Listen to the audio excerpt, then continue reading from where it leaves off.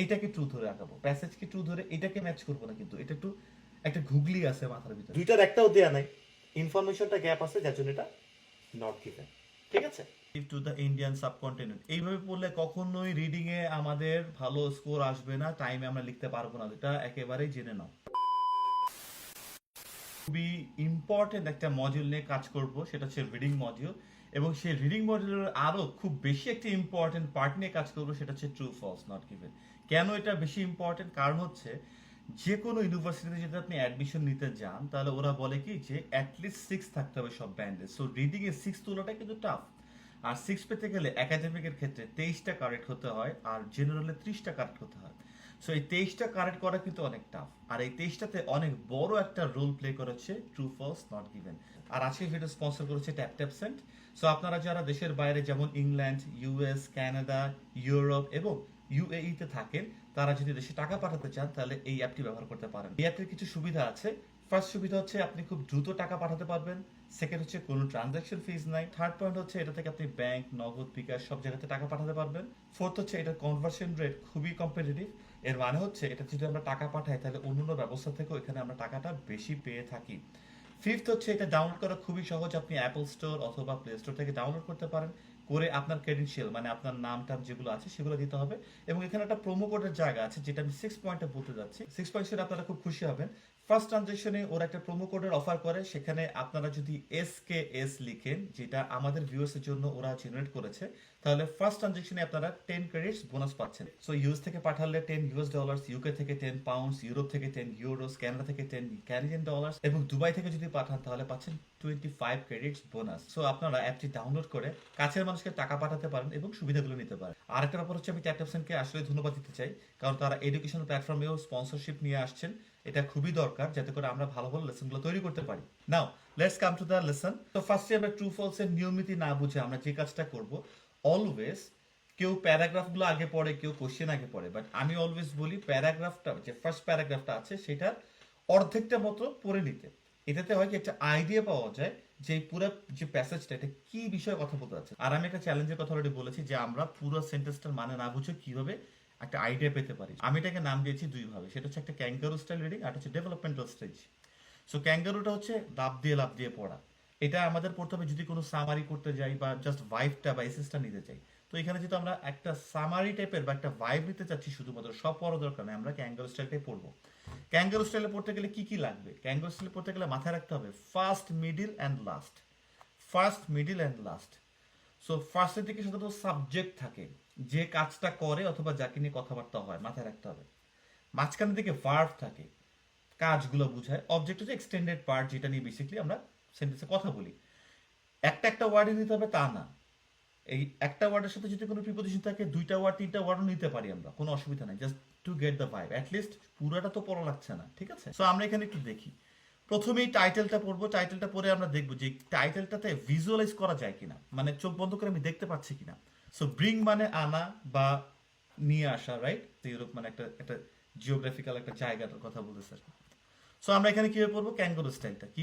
Cinnamon is a sweet, কিছু একটা হচ্ছে বুঝলাম, একটা সুইট মিষ্টি, এখন গন্ধ হইতে পারে, খাইতে হইতে পারে।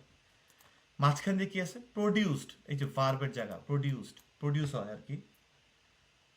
অফ ট্রিজ অথবা ইনার বার্ক, এই অফের জায়গায় ইনার বার্ক বা ট্রিজ, এইটুকু নিলেই হলো। বা শুধু ট্রিজ যদি আমি নেই, যে ট্রিজ প্রডিউসড, প্রডিউস ফর্ম আর কি, ফর্মটা ফর্ম বলছি, ফর্মটা হবে সিনামন। এতটুকু দিলে তো আমি বুঝতেছি যে cinnamon produce from trees. True ফলসের ক্ষেত্রে এটা খুবই ইম্পর্টেন্ট। এই কোয়েশ্চেনটা যে পড়বো, এই কোয়েশ্চেনটাকে কিন্তু আমরা ট্রু হিসাবে ধরে নিব অলওয়েজ। এই ডিরেকশন থেকে যদি আওলায় বলা যায় তাহলে কিন্তু আমরা অনেক কিছু ম্যাচ করতে পারবো না। এটা খুব একটা মানে আমি অনেক রিসার্চ করে এটা বের করছি। সো এই কোয়েশ্চেনকে আমরা ট্রু হিসাবে ধরে নিব, এবং এরপর আমরা চেষ্টা করবো কি জানো, যে প্যাসেজটা এটার সাথে অ্যাগ্রি করে কিনা। যদি অ্যাগ্রি করে তাহলে ট্রু, যদি প্যাসেজটা এটার বিপরীত কথা বলে তাহলে এটা ফলস।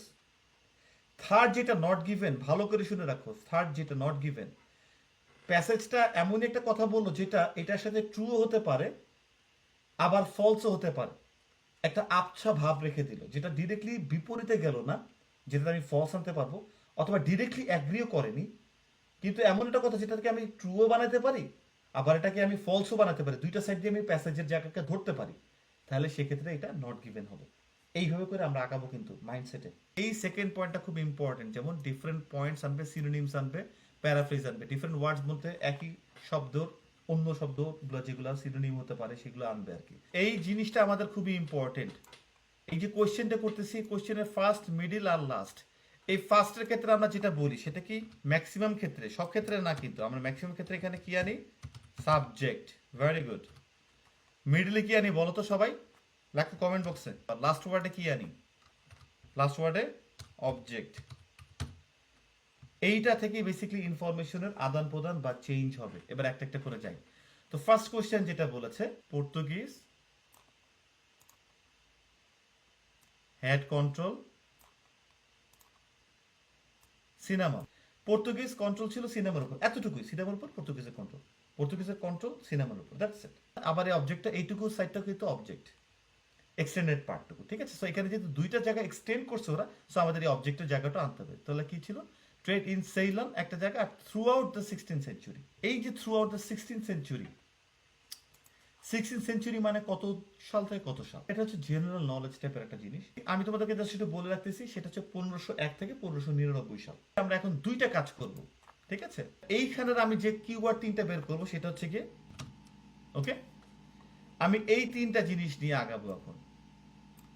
এই তিনটা জিনিস নিয়ে আমি আগাবো, সাবজেক্টের দিকে একটা, ভার্বের দিকে একটা, অবজেক্টের দিকে একটা। টাস্ক 2 তে আমি কি করব, প্রথমে আমি এই তিনটা তো আমরা ওয়ার্ড নিলাম, বুঝলাম আমরা, এখানে আমি অলরেডি এক্সপ্লেইন করলাম একটু একটু করে। এইবার হচ্ছে এই ওয়ার্ডগুলো যেখানে যেখানে ম্যাচ করে সেখানটাকে ভালো করে সেই লাইনগুলো পড়বো, ঠিক আছে। সেগুলোকে আমরা ভালো করে পড়বো। তো প্রথমটাকে বলে অনেকে স্ক্যানিং, পরেরটাকে বলে skimming. Take this keywords for scanning, skimming. এটার মানে কি, read very carefully. Portuguese, Portuguese, এই যে পর্তুগিজ, এই যে পর্তুগিজ পেয়েছি। এখন বলছে কি, পর্তুগিজের সিনামনের উপর কন্ট্রোল ছিল through out the 16th century, মানে 1501 থেকে 1599, অথবা 16th century first last what ever যারা বলবে, যেটা এক একভাবে বলতে পারে, সিনোনিম যে কোনো ভাবে আসতে পারে। পর্তুগিজ ট্রেডার্স অ্যারাইভ করছে কবে, দ্য আইল্যান্ড অন সেইলনে অ্যারাইভ করছে in Indian Ocean toward the 15th century, end of the 15th century। এই যে end of the 15th century পাইছি আমরা, কিন্তু ওরা বলছে 16th সেঞ্চুরিতে পুরোটা তাদের কন্ট্রোল ছিল। Okay, people belonging to the ethnic group call the Salagama would peel the bark. Peel মানে কি আমরা জানি, পিলার, পিলার। আর বার্ক মানে হচ্ছে, আমরা যদি না জেনে থাকি অসুবিধা নাই, বাট স্টিল আমি বলে দিচ্ছি এখানের জন্য, সেটা হচ্ছে গাছের বাকল। Okay, of young shoot of the cinnamon plant, cinnamon plant. তার মানে সিনামন একটা প্ল্যান্ট, একটা গাছের কিছু, এটা আমরা আগেই দেখছি। ইভেন দ্য পর্তুগিজ আরাইভড, এই দেখো এতক্ষণ লাইন পড়ছি আমরা, শুধু শুধু এতগুলো লাইন পড়ছি, কিচ্ছুই পাইনি। তো অ্যান্সারটা যে একেবারে সাথে সাথে পর্তুগিজদের সাথে কথা বলার সাথেই থাকবে তা না, কিন্তু আমি এইগুলোকে স্কিপ করতে পারবো না এই ক্ষেত্রে। ইন 1518, এই যে আমরা আসছি এখন, দেখি তো প্রথম দিকে আর কি, 16 শতাব্দীর কি, the Portuguese built a fort on Ceylon which enabled them to protect the island, so helping them to develop a monopoly in the cinnamon trade and generate very high profit। Monopoly মানে বুঝলাম না, এনাবেল মানে ধরো পারলাম না, protect মানে যদি না জানি কোনো সমস্যা নেই, কিন্তু ভেরি হাই প্রফিট এইটুকু তো আমরা সবাই জানি, জেনারেট ভেরি হাই প্রফিটস। তার মানে এই যে হাই প্রফিটসটা হচ্ছে কত, 1518 সালে, এটুকু বুঝা গেছে। 1600 প্রথম দিকে যেটা হাই প্রফিট করছে। তারপরে দেখি কি বলছে, in the late 16th century, দেখো পাশে আবার লেখা আছে in the late 16th century. এটা বলা ছিল প্রথম দিকে, এইটুকু, এই যে 1518 প্রথম দিকে, এটা শেষের দিকে। For example, they enjoyed a 10-fold profit. 10-fold মানে জানি না, প্রফিট মানে তো জানি, দে এনজয় মানে তো জানি, এটুকু তো জানি নাকি, profits. When shipping cinnamon over a journey of 8 days of Ceylon to India. তার মানে ওরা 1600 শেষ দিকে ওরা প্রফিট নিছে, 1518 মানে 16 শতাব্দীর প্রথম দিকে ওরা প্রফিট নিছে। তাহলে যতটুকু আমরা বুঝতে পারি এই কোশ্চেনটা থেকে, যে হ্যাঁ, পর্তুগিজদের কন্ট্রোল ছিল over the cinnamon throughout the 16th century. এবার ডাচের কথা বলছে, Dutch took over, take over করে না, আমি টেক ওভার করতেছি সিনামন ট্রেড কি ফ্রম দ্য পর্তুগিজ, পুরো এটাই হলো গিয়ে জায়গা। এবার কখন করছে, এইটুকুর জন্য তারা আর একটু এক্সটেন্ড করছে। এখানে বলছে কি, as soon as they arrived in Ceylon, তারা আসার সাথে সাথেই, তারা সিলন আসার সাথে সাথেই এটা টেক ওভার করছে কিনা, এই স্টেটমেন্টটাই আমি ট্রু ধরে নিচ্ছি। এখন যদি প্যাসেজ এটার সাথে সমর্থন হয় তাহলে এটার পাশে অ্যান্সারে ট্রু লিখে দিব। আর যদি প্যাসেজ অন্য কথা বলে তাহলে এটার পাশে ফলস লিখে দেবো, দ্যাটস ইট। এইটাকে ট্রু ধরে আঁকাবো, প্যাসেজকে ট্রু ধরে এটাকে ম্যাচ করবো না, কিন্তু এটা একটু একটা ঘুগলি আছে মাথার ভিতরে। ওয়েন দ্য ডাচ, শুরু হয়ে গেল ডাচের এখান থেকেই, সিকুয়েন্সুয়ালি থাকে কিন্তু ট্রু ফলসে। Arrived of the coast of southern Asia at the very beginning of 17th century. তারা 17th সেঞ্চুরি প্রথমে আসছে, মানে 1600 শতাব্দী পর্যন্ত কিন্তু পর্তুগিজ ছিল, এবার 17th তারা আসছে। এখন এই 17th যে তারা আসছে, তাহলে 17th সাল কত? 1601 থেকে 1699, right? They protected the native king from the Portuguese. So এগুলোতে আমি বুঝতেছি না যে ডাচরা যখনই আসে তখন কি তারা সিনেমাটাকে নিছে কি নেয় নাই। By 1649 the Dutch broke the 150-year Portuguese monopoly when they overran and occupied their factories. তাহলে by 1649 এটা কি 1700 শতাব্দীর মিডিলে নাকি প্রথমে? মিডিলে। আর ডাচরা কবে আসছে? ডাচরা আসছে 1700 প্রথম দিকে, এই যে beginning of the 16th century, এইটুকু। মানে তারা যখন আসছে তা এসে কিন্তু তারা ডাচ পর্তুগিজদেরটা ব্রেক করতে পারে নাই। দে ব্রোক কি 150 ইয়ার, এই যে 150 ইয়ার পর্তুগিজ মনোপলি মানে ধরো জানি না, ধরো পর্তুগিজ 150 ইয়ার পর্তুগিজ, এতটুকু মানে কি ব্রোক করছে কি 150 বছরের পর্তুগিজদের কিছু একটা। তার মানে পর্তুগিজ আসছে 1600 প্রথম দিকে, 1500 শেষের দিকে আর কি। তো 1600টা পুরোটা তারা থাকছে, 1700 মধ্য পর্যন্ত, তাহলে 150 বছর তো হয় না। এরপরে তারা ব্রোক করছে। কোয়েশ্চেনটাতে দেখছি যে the Dutch took over the cinnamon trade from Portuguese as soon as they arrive. আসার সাথে সাথেই নাকি পরে? এখন এটাকে আমি সত্য মনে করছি যে এটাই সত্য, কিন্তু প্যাসেজ বলতেছে যে তারা 150 বছর পরে, মানে ডাচরা আসার পর 50 বছর পরে তারা এটা ভাঙতে পারছে। তার মানে ওইটা এটার সাথে দ্বিমত পোষণ করতেছে। তার মানে এটার যে অ্যান্সারটা হবে 11-এর পাশে, এটা আমরা এখন ফলস লিখে রাখবো, দ্যাটস ইট। ওকে, এই ট্রিজের ভার্বটাই কিন্তু হচ্ছে এই প্রডিউসড, ঠিক আছে? Larger quantities, trees produce larger quantities of cinnamon than the wild trees. মানে যেই গাছটা ট্রিজ প্লান্টেড বাই ডাচ, যেই গাছটা ডাচরা রোপণ করছে, প্রডিউস করছে কে? ডাচরা নাকি ট্রিজটা প্রডিউস করছে লার্জার কোয়ান্টিটিস, অনেক বেশি কোয়ান্টিটি, লার্জ মানে বড়, দেন ওয়াইল্ড ট্রিজ মানে জঙ্গলে যে ট্রিজ ছিল তাদের থেকে। তার মানে জঙ্গলে যে ট্রিজগুলো আছে সেগুলোর থেকে ডাচরা যেগুলো রোপণ করছে সেগুলো আরো বেশি কোয়ান্টিটি দিছে। So in order to protect এটা ডাচ, ওকে। এখানে আবার কি আছে সেটা হচ্ছে যে ডাচ দ্য লাইক, এটা একটু পর্যন্ত পড়ছি আমরা। Dutch began to already harvesting practice on the Ceylon, okay. Over the time the supply, এই যে supply of cinnamon trees on the island became nearly exhausted.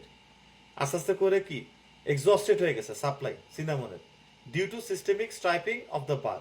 ধরো স্ট্রাইপিং মানে যাই না, সিস্টেমেটিক কিছুর একটা অভাবে বা সিস্টেমেটিক কিছুর একটা জন্য, বার্কের জন্য এটা বেসিক্যালি আলটিমেটলি এক্সস্টেড হয়ে যাচ্ছে, exhausted over time.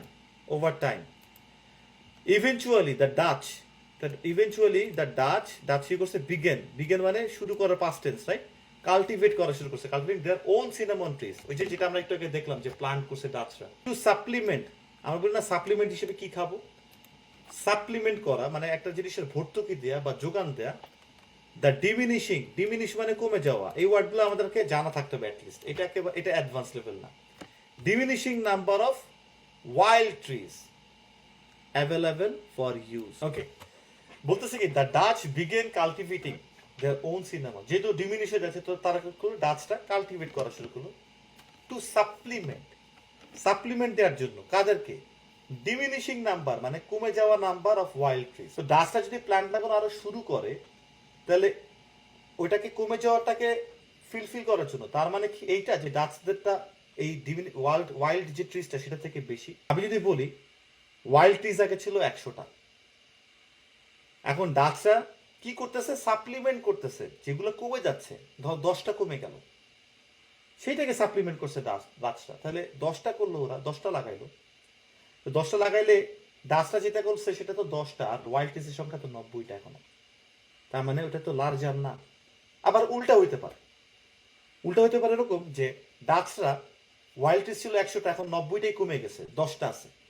ডাচদের কাজ কি? সাপ্লিমেন্ট করা, মানে যেগুলো কমে যাচ্ছে সেগুলোকে ওরা ফিল করার চেষ্টা করতেছে। এখন ওদের জন্য 90টা করতে করতে হয়েছে, তার মানে ডাচদেরটা এখন সংখ্যায় বেশি, ওয়াইল্ডটিজেরটা কম। ডাচরা এটা বেশিও করতে পারে আবার কমও করতে পারে, দুইটাই হতে পারে। মানে যদি বেশি করে ডাচরা আসলেই, তাহলে ওয়াইল্ড টিজে থেকে যদি বেশি হয়ে থাকে তাহলে স্টেটমেন্টটা ট্রু।